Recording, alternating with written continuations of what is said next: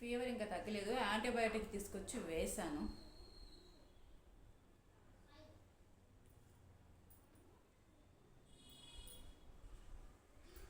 టాబ్లెట్లెస్ అంటే యాంటీబయాటిక్ నేను ఎప్పుడు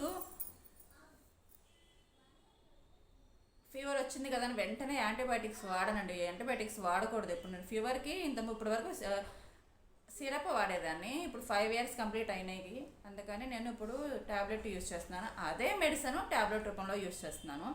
ఎందుకంటే సిరప్ ఉంది అనుకోండి, సిరప్ ఆ బాటిల్ ఓపెన్ చేసిన తర్వాత 10 days వరకు మాత్రమే యూజ్ చేయాలి. అది దాటింది అనుకోండి, మనం యూజ్ చేసినా చేయకపోయినా మిగిలింది పారేయాలి.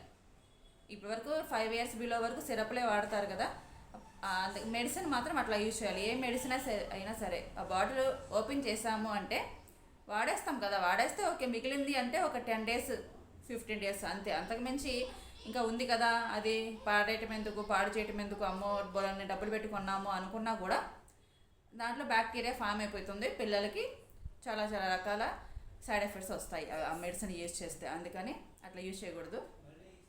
మందులకి చాలా ఖర్చు అయిపోతుంది పిల్లలంటే, చిన్నపిల్లలంటే. మరి ఎప్పుడు ఎట్లా ఉంటారో తెలియదు, ఎప్పుడు ఏమవుతుందో తెలియదు. ఎప్పుడు పక్కనే ఉండి వాళ్ళని చూసుకుంటూ ఉండాలి. అందుకనే ఏ పని చేయకుండా ఇంట్లో ఉండడానికి కూడా కారణం ఇదే. పిల్లలకి ఎప్పుడు అవసరం వస్తుందో తెలియదు, ఎవరుంటారు చూసుకోవడానికి.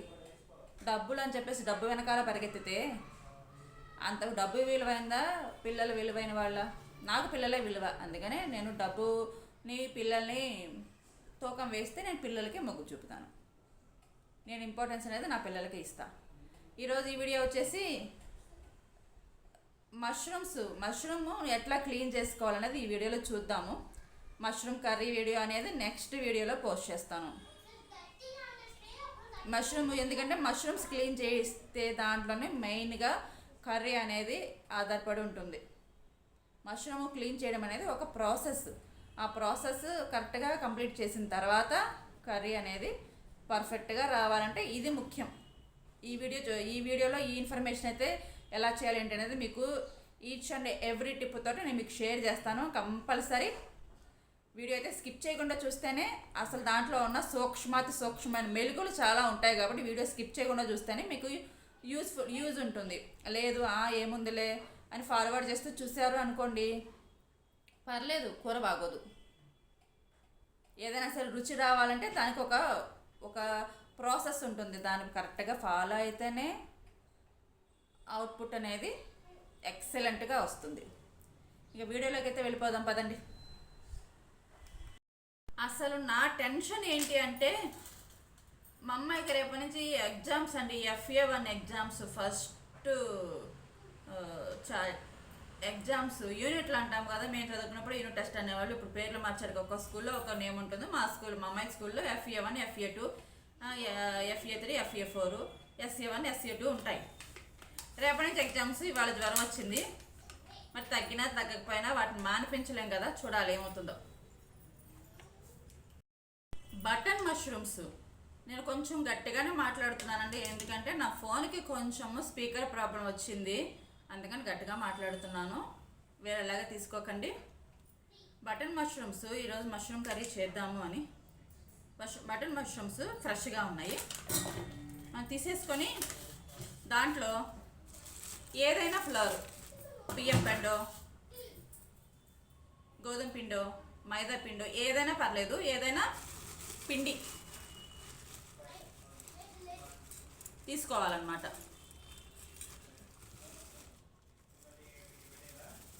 ఇది బియ్యం పిండి తీసుకుంటున్నాను,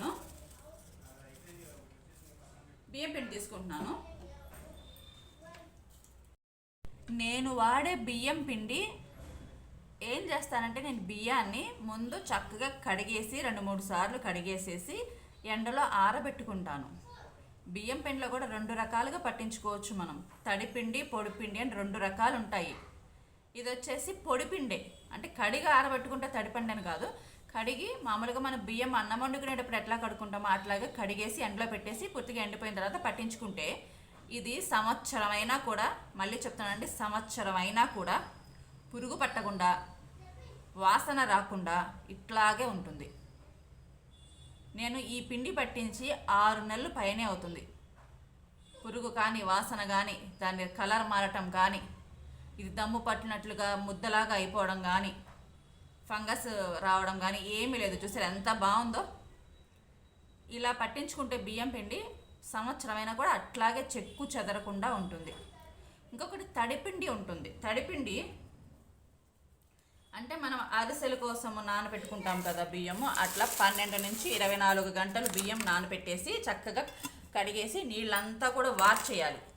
వాష్ చేసి దాన్ని అట్లాగే మనం అరిసెలుగా పట్టించుకున్నట్లుగా పిండి పట్టించేసుకొని దాన్ని ఎండబెడతారు.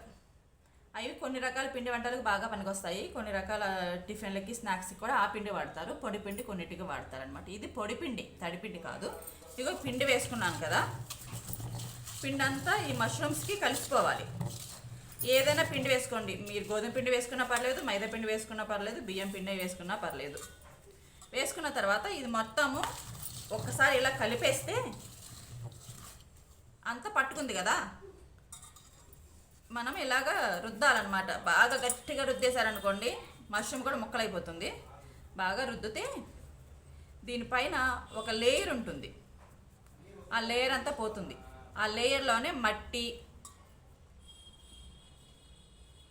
ఇంకా మనకి బ్యాక్టీరియా అంతా కూడా ఈ లేయర్ మీద ఉంటుంది. మురికి, మట్టి, పుట్టగొడుగులు అంటేనే పుట్టల మీద పెరుగుతాయి కదా. మనం ఎంత ఇప్పుడు ఫామ్స్లో పెంచిన మట్టిలోనో ఇంకో ఫంగస్లోనే కదా పెంచుతాము కదా. ఒక చెట్టుకు పండిన కూరగాయని నీట్గా శుభ్రంగా కడుక్కుంటున్నాము. గాలి ధూళి ఉంటుంది, కెమికల్స్ వాడతారు అని చెప్పేసి. అట్లాగే ఏదైనా అంతే కదా, శుభ్రం చేసుకున్న దాన్ని బట్టి ఆ రుచి, ఆ వస్తువు యొక్క నాణ్యత అంటే ఇక్కడ నేను మాట్లాడేది ఏదైనా సరే ప్రాపర్ వేరే నీట్గా శుభ్రం చేసుకునే దాన్ని బట్టి వస్తువు యొక్క టేస్ట్ ఆధారపడి ఉంటుంది. కూరగాయలైనా సరే మనము శుభ్రంగా దాన్ని ఆర్గనైజ్ చేసుకుంటేనే ఎక్కువ రోజులు నిల్వ ఉంటాయి. ఇప్పుడు ఇవి ఎక్కువ రోజులు నిల్వ ఉండవు కదా. శుభ్రం చేసి పెట్టుకోవచ్చా అంటే అలా పెట్టుకుంటే ఉంటాయా లేదా అనేది నాకు పూర్తిగా అవగాహన లేదని, ఎందుకంటే నేను ఎప్పుడు అట్లా పెట్టలేదు, నిలవచ్చలేదు. నేను వండుకోవాలనుకున్నప్పుడు నీట్గా కడిగేస్తాను. ఇప్పుడు మష్రూమ్స్లో ఇంకొకటి ఏంటంటే ఇలా వైట్గానే ఉండాలండి. మష్రూమ్స్ ఎల్లోగా ఉన్నా, బ్లాక్గా ఉన్నా దాంట్లో ఫంగస్ బాగా ఎక్కువ, బ్యాక్టీరియా ఫంగస్ ఉన్నది అని అర్థము. అది తింటే పాయిజనైజ్ అవుతుంది. ఇవి బజార్లో ఇప్పుడు ఇవి పండిస్తున్నారు కదా పంటలాగా. ఊళ్ళల్లో అయితే పుట్ల మీద, గట్ల మీద, పొలాల గట్ల మీద కాదు, ఇప్పుడు మనకి ఇళ్ళ పక్కన ఖాళీ స్థలాలు ప్లేసులో ఉంటాయి ఎంటీగా, అక్కడ మట్టి గుట్టల మీద కొన్ని పెంటపోగులు ఉంటాయి. అంటే మనము ఆవులు, గేదెలు ఉన్నప్పుడు వాటి వేస్ట్ అంతా తీసేసి వేస్తాం కదా, అది తినేసిన గడ్డి కానీ, పేడ కానీ ఉంటాయి కదా, వాటి మీద మొలుస్తాయి. వాటిలో కూడా మాంసకృతులు, పోషకాలు చాలా ఎక్కువగా ఉంటాయి. ఊళ్ళల్లో అయితే ఇంతంత పొడవుగా ఉంటాయి, సన్నగా. ఆ పుట్టగొడుగులు వండుకుంటారనమాట. ఇంకొకటి అంటారు, మా అమ్మ బాగా వాతము, పిక్కలు పట్టేస్తాయి మష్రూమ్స్ తింటే అంటారు. మాంసకృతులు చాలా ఎక్కువగా ఉంటాయి. వెజిటేరియన్స్ మనకి మీట్ తింటే వచ్చే బెనిఫిట్స్ రావాలి అంటే దానికి ఈక్వల్గా మష్రూమ్ బాగా యూజ్ అవుతుంది అనమాట. మష్రూమ్ తింటే మాంసకృతులు ఎక్కువగా ఉంటాయి, ఒక మీటుతో సమానంగా ఉంటుంది. ఇవన్నీ ఇగో ఇలాగా క్లీన్ చేసుకోవాలి. మొత్తం నేను క్లీన్ చేసుకున్న తర్వాత మీకు మిగతా ప్రాసెస్ చూపిస్తాను, ఏం చేయాలి, ఎట్లా వాష్ చేసుకోవాలనేది కూడా చూపిస్తాను. ఎందుకంటే ఇది మొత్తం క్లీన్ చేసేప్పటికి ఈ వీడియో లెంత్ అయిపోతుంది కదండి, అందుకని. మొత్తము క్లీన్ చేయడం అయితే అయిపోయింది. ఇవన్నీ నేను ఒరే పక్కకి తీసేసుకుంటున్నాను. చూపిస్తా చూడండి, ఒక్క నిమిషం. మొత్తం క్లీన్ అయిపోయినాయి.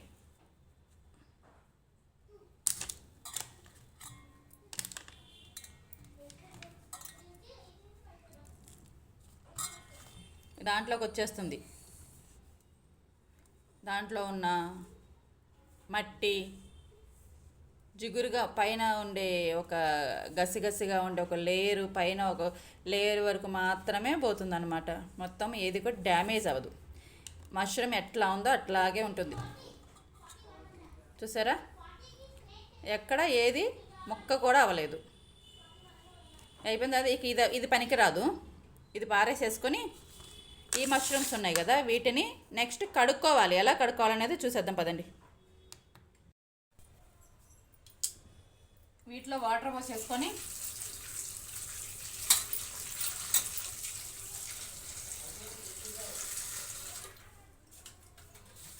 నీట్గా కడుక్కుందాము.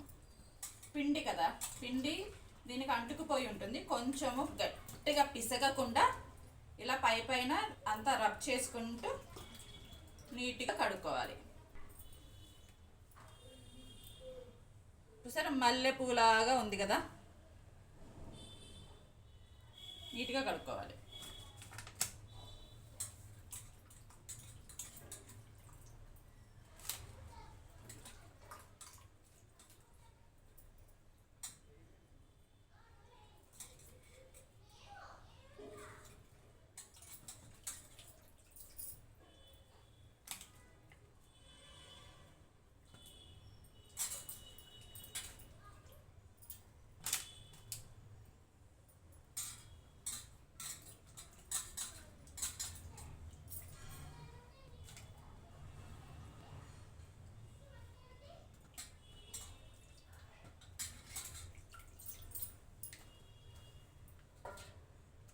పిండి వాటర్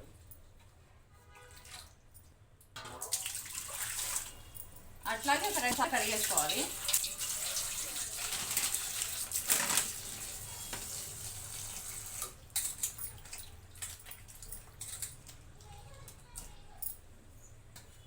ఒక 2 సార్లు 3 సార్లు కడిగేసుకుంటే చూసారా మల్లె పువ్వులాగా క్లీన్ అయినాయి కదా. వీటిని కట్ చేసేసుకుందాము. చూసారా ఎంత బాగున్నాయో.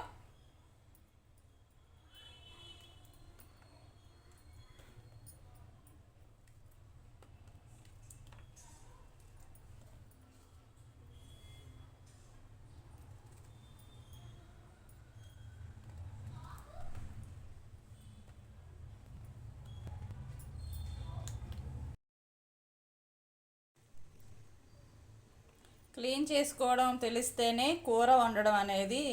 మనము మష్రూమ్స్ తోటి బిర్యానీ చేసినా, మష్రూమ్ మసాలా గ్రేవీ చేసినా, ఇంకా వేరే ఏదైనా వెజిటేబుల్లో వేసి కర్రీ చేసినా కూడా బాగుండాలి అంటే ఫస్ట్ క్లీనింగ్ ప్రాసెస్ అనేది కరెక్ట్గా ఉండాలి. చూసారు ఎంత బాగా వచ్చిందో.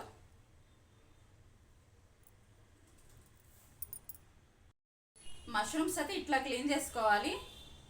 మరిన్ని వీడియోస్ కోసం నా ఛానల్ ఫాలో అవ్వండి.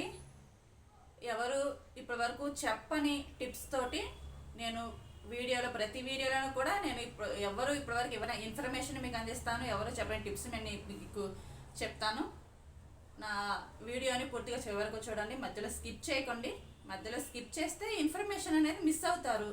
ఆ ప్రాసెస్ అనేది ఇప్పుడు స్టార్టింగ్ చూసి ఎండింగ్ చూస్తే మధ్యలో ఏం జరిగింది తెలియదు కదా, అసలు ఏముంటుందో తెలియదు కదా. సో మొదటి నుంచి చివరి వరకు పూర్తిగా చూస్తేనే మనం చూసేదానికి అసలు ఏం చూస్తున్నాం ఏంటనేది తెలుస్తుంది కదా. చూడండి, ఈ తర్వాత ఇక కర్రీ అయితే చేసేసుకుందాము. కర్రీ వీడియో నెక్స్ట్ వీడియోలో పోస్ట్ చేస్తాను. నేను ఎట్లా చేస్తాను ఏంటనేది ఒక్కోసారి ఒక్కోలాగా చేస్తాను. ఈరోజు ఎట్లా చేస్తాను అనేది నెక్స్ట్ వీడియోలో పోస్ట్ చేస్తాను. అప్పటి వరకు ఉంటాను. బాయ్.